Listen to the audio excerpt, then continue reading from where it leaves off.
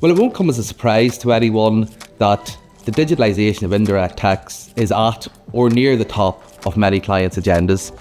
And actually, e-reporting, e-invoicing, these are not new phenomena.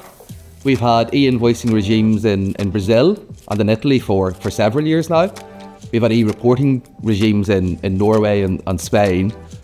So the question really is, what has changed to make this such an urgent and such a pressing issue? And the answer to that lies, at least partially, in VIDA. And VIDA is an initiative at EU level, one of the key pillars of which is to ensure that every EU member state will, by 2030, have an e-reporting and e-invoicing regime in place. And what does that mean for businesses? Well, it means that the days where you could have an ad hoc solution to an ad hoc problem are behind us. The sheer cadence of mandates coming into force, the pipeline of mandates coming into force, the importance of the countries in which those mandates are introduced, including, by the way, Ireland, has meant that we now need a scalable, a global, and organised solution at business level. E-invoicing is not a new phenomena, but the advent of VIDA has meant it's a more pressing and urgent requirement. Somebody once said it's all about the data, and that's certainly true for e-invoicing.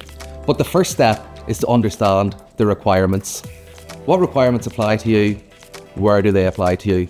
And once you've established that pattern, once you've established that understanding, the question is, do you capture the data that you need in order to meet e-invoicing requirements? Invoicing is a core business process, maybe one of the core business processes. So businesses now need to ask themselves, do I have the necessary data? Do I trust that data? Am I prepared to give that data to a tax authority on a real-time basis? It's answering those questions will be the first step in the journey to becoming compliant with e-invoicing requirements.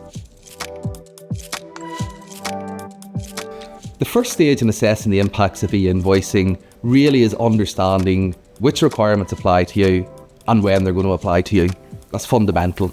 And to do that, you have to understand your business's footprint, your business's legal structure, who your business trades with. Once you've understood the requirement and figured out where and when it applies to you, the next question is the impact on your organisation. How are you going to resolve that?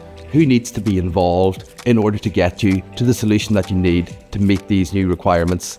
And ultimately, this will cascade down into tax reporting and the fact that e-invoicing will ultimately impact upon your VAT reporting, how you report, when you report, and what you need to do to report across the EU. The top three impacts really are understanding which requirements apply to you, when they apply to you, and who needs to be involved in developing the solution.